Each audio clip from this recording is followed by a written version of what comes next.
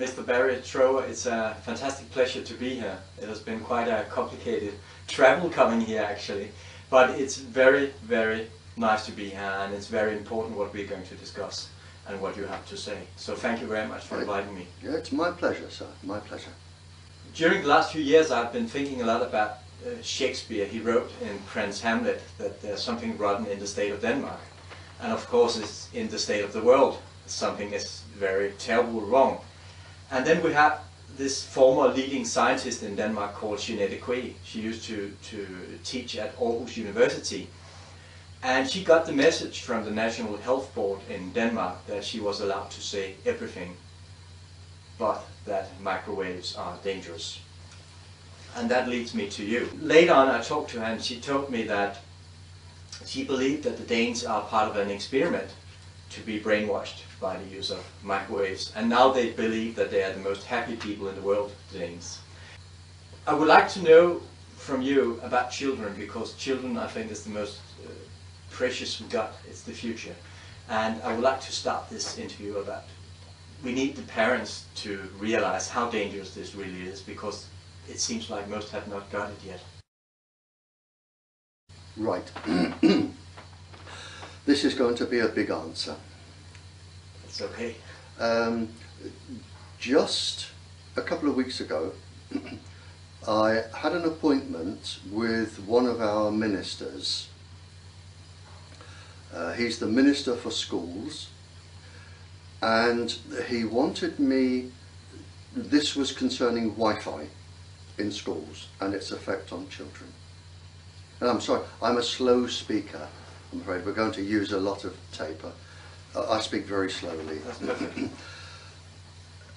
So the minister wanted me to take something to him that wasn't complicated, wasn't more than 2 or 3 sides of paper, that explained everything. And I thought about this, and in the end I did a cartoon. In this cartoon, and I think this is the most relevant piece of paper, not because I've written it, but because it actually refers to every single child in the world. And I think that the minister I spoke to was quite shocked.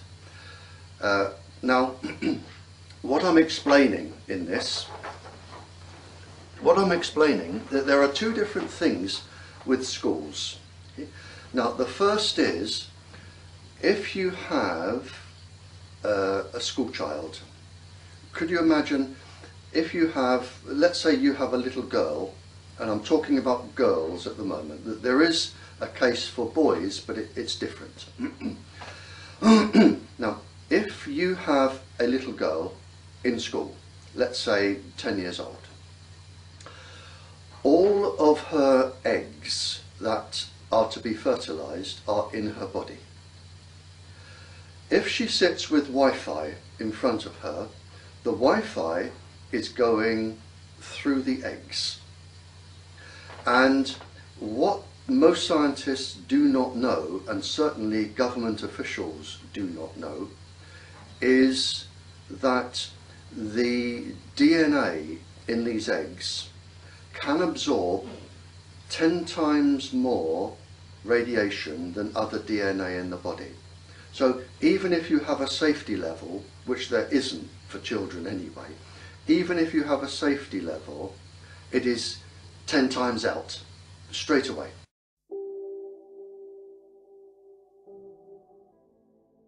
So you are irradiating the eggs inside your little girl.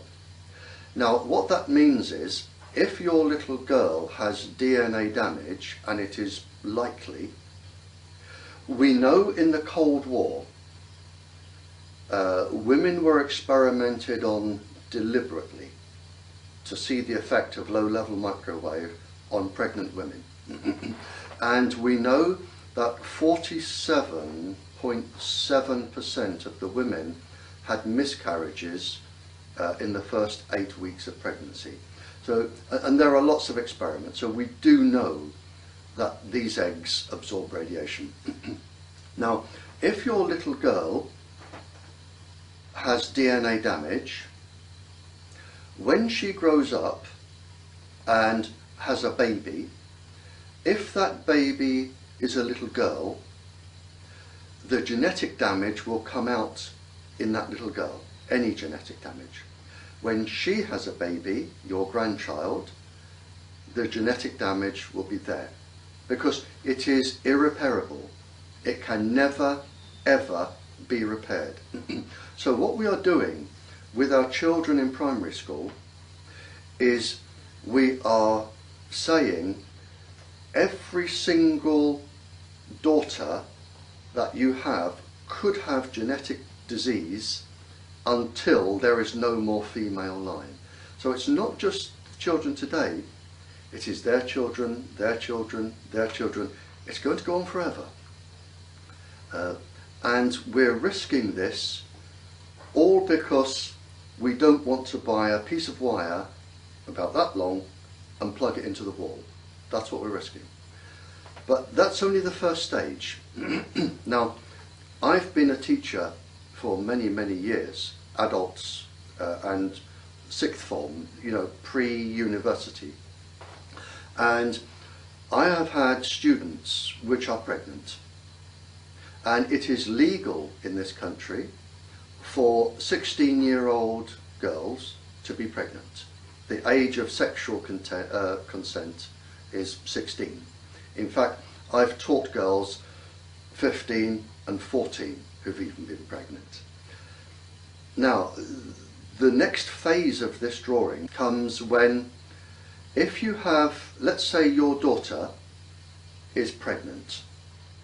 Now, if you can imagine your daughter is pregnant, and inside the fetus of your daughter, which will be your grandchild, inside that fetus, the eggs are forming, if it is a little girl, because they are born with all of their eggs. So the eggs are forming, and in the first 100 days, your grandchild's eggs are forming. But for the first maybe 50 days, your daughter probably would not know she was pregnant. She wouldn't take any precautions. But also for the first 100 days, and this is, again is what the scientists don't realise, is in the fetus or the embryo, there is no defence mechanism in the body, in the baby, to protect it from radiation. You have defence mechanisms of protein 53, nuclear core complex, that help fight radiation, antioxidants. The embryo doesn't have any of those. So what you are doing, if somebody is pregnant, you are irradiating a person who has no defence against microwaves. And again, a lot of people don't realise that when we are in that first 56 days, we are inside out. Our organs are on the outside of the body, because at a stage later on, after 100 days or so, we actually turn inside out again, so the skin is on the outside. So you have the organs on the outside, and they are taking all of the radiation and all of the damage. And this then will make the baby, or could make the baby, quite genetically damaged with other damage as well, brain damage, cellular damage, whatever damage. And it's not until that fetus is born and then grows up and has another baby that you may get that. So what we're doing here is we are really destroying many successive generations now, just by having Wi-Fi in schools.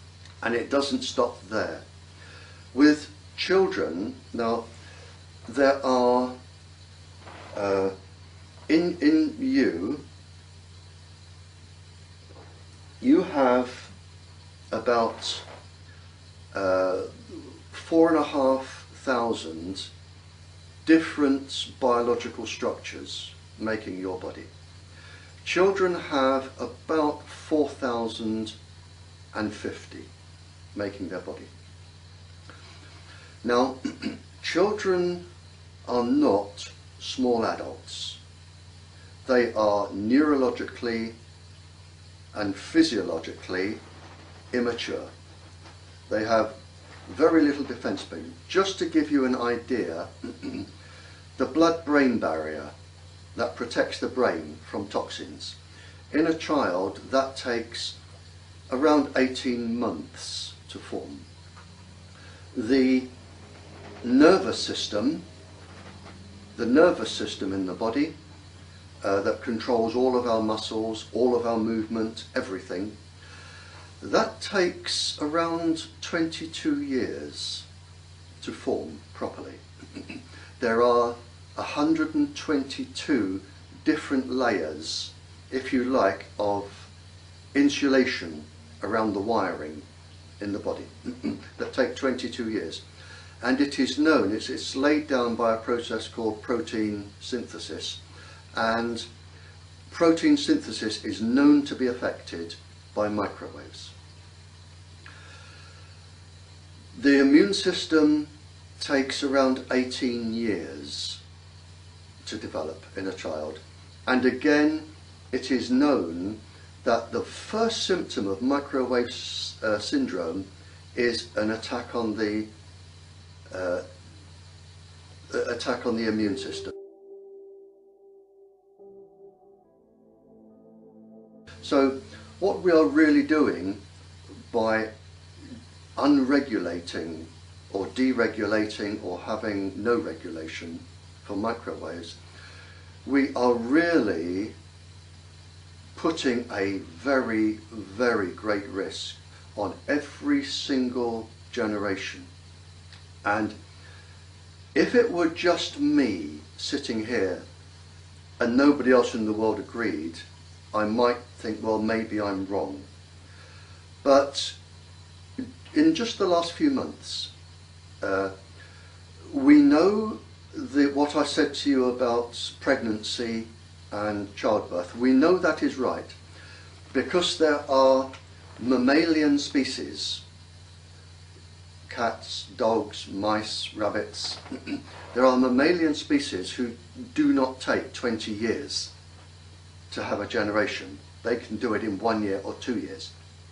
And vets have already started publishing papers about birth defects, lots of different birth defects, miscarriages, all sorts of problems with birth, and they specifically publish this is due to low-level radiation from microwaves. So we know it started happening with the animal kingdom. We know just in the last few months there is a 3,000% increase in cancers in children in China, a 21% increase that has been found in brain tumours, I think across Australia. There are several published papers now, and I think the most frightening is from the Russian National Radiation Committee with UNICEF, which is the children's charity.